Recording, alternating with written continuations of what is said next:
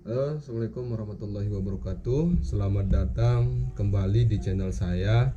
Di video sebelumnya kita sudah bahas tentang manajemen proyek dan manajemen konstruksi. Nah, di video kali ini kita lanjut ke bab berikutnya dari buku manajemen proyek konstruksi, yaitu tentang daur hidup proyek. Oke, kita mulai dari bagian umum. Secara umum, daur hidup suatu proyek dapat digambarkan seperti diagram berikut. Tahap pertama mulai dari kebutuhan, kemudian pengembangan konsep dan studi kelayakan, kemudian desain dan engineering, kemudian pelaksanaan proyek, kemudian awal pemakaian, dan terakhir operasi dan pemeliharaan.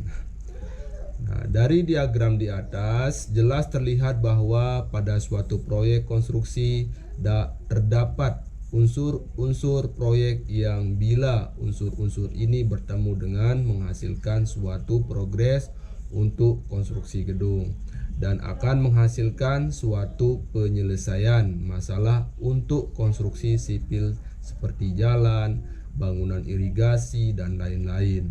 Nah, unsur-unsur tersebut yaitu pemilik proyek, konsultan perencana, konsultan pengawas, dan pelaksana. Selanjutnya bagian hubungan antara unsur-unsur proyek. Nah, hubungan antara unsur-unsur tersebut digambarkan sebagai berikut. Ada pemilik proyek, kontraktor, dan konsultan perencana. Nah, pemilik proyek membayar jasa kepada konsultan perencana, konsultan pengawas, dan kontraktor. Kemudian konsultan perencana, pengawas, dan kontraktor menerima jasa kepada pemilik proyek. Nah, dalam daur hidup proyek, unsur-unsur ini berfungsi sebagai penggerak seperti yang diperlihatkan pada diagram di atas. Dengan jelas diperlihatkan keterlibatan setiap unsur-unsur tersebut sebagai penggerak proyek. Nah, mengenai unsur-unsur tersebut diuraikan sebagai berikut. Pemilik proyek. Pemilik dapat berupa perorangan atau badan hukum, instansi pemerintah atau swasta yang merupakan pihak yang berinisiatif untuk mengadakan proyek. Nah, yang pertama, hubungan antara bohir dengan kontraktor dapat berupa pemilik adalah pemerintah dan kontraktor juga pemerintah. Nah, maka hubungannya berwujud kedinasan. Nah, pemilik dari pemerintah atau swasta sedangkan kontraktor dari swasta, nah hubungannya dituangkan dalam perjanjian pemborongan atau surat perintah kerja. Yang kedua, hubungan antara pemilik proyek dengan konsultan perencana. Nah, pemilik proyek dengan konsultan perencana terikat dalam suatu kontrak perjanjian yang melalui proses pelelangan. Nah, konsultan perencana memberikan jasanya melalui perencanaan yang berupa gambar detail, rencana kerja, dan syarat-syarat atau disingkat RKS. Kemudian, pemilik proyek wajib membayar hasil kerja konsultan perencana sesuai perjanjian. Yang ketiga, hubungan antara pemilik proyek dengan konsultan pengawas. Pemilik proyek dengan konsultan terikat dalam suatu kontrak perjanjian. Nah, konsultan pengawas memberikan jasanya dengan melakukan pengawasan pembangunan proyek agar dilakukan dengan BESTEK dan RKS. Nah, pemilik proyek wajib membayar jasa pengawasan yang dilakukan oleh konsultan pengawas sesuai perjanjian. Nah, adapun hak dan kewajiban pemilik proyek yaitu yang pertama, memeriksa dan menyetujui hasil pekerjaan pelaksana.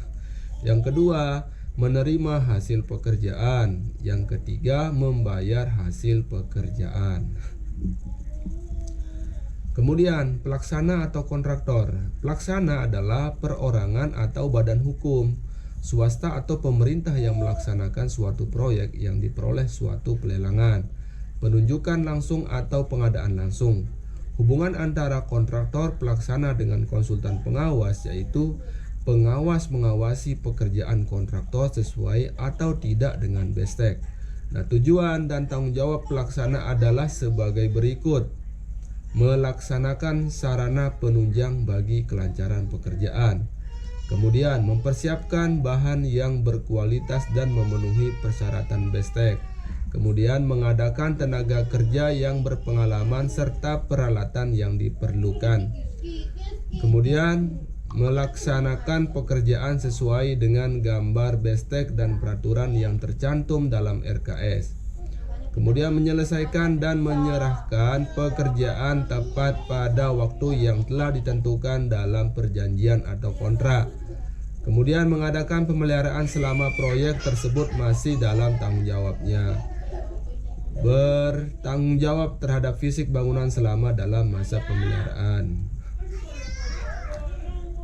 Kemudian konsultan perencana atau konsultan pengawas. Konsultan adalah perorangan atau badan hukum dengan kualifikasi tertentu yang merencanakan suatu proyek atau mengawasi suatu proyek yang direncanakannya. Tugas dan tanggung jawab konsultan sebagai perencana suatu proyek adalah: yang pertama, membuat rencana lengkap, yaitu arsitektur, rencana struktur, instalasi listrik dan air, serta tata cara dalam pelaksana bangunan. Kemudian mengumpulkan data lapangan, lingkungan, dan uraian tentang persyaratan setempat. Kemudian membuat gambar prarencana, rencana, dan detail. Kemudian menyusun RKS, daftar perhitungan volume pekerjaan dan rencana anggaran biaya. Kemudian mempersiapkan seluruh dokumen proyek yang berisi syarat-syarat umum dan khusus, BESTEK, petunjuk pelelangan, dan waktu perkiraan proyek. Kemudian menyerahkan seluruh dokumen proyek kepada pemilik proyek. Nah, sebagai pengawas, konsultan mempunyai tugas dan tanggung jawab sebagai berikut. Yang pertama, mengawasi laju perkembangan proyek, baik kualitas maupun konstruksi secara keseluruhan sesuai BESTEK. Kemudian mengawasi pemakaian bahan bangunan agar mutu pekerjaan sesuai dengan BESTEK. Kemudian menyetujui perubahan-perubahan dan penyesuaian yang terjadi dalam pelaksanaan pekerjaan dengan mendapat persetujuan pemimpin proyek. Kemudian membuat laporan harian, mingguan, dan bulanan mengenai kemajuan proyek. Mengawasi ketepatan waktu pelaksanaan dengan waktu yang direncanakan. Demikian itu tentang daur hidup proyek. Sekian dari saya. Wassalamualaikum warahmatullahi wabarakatuh.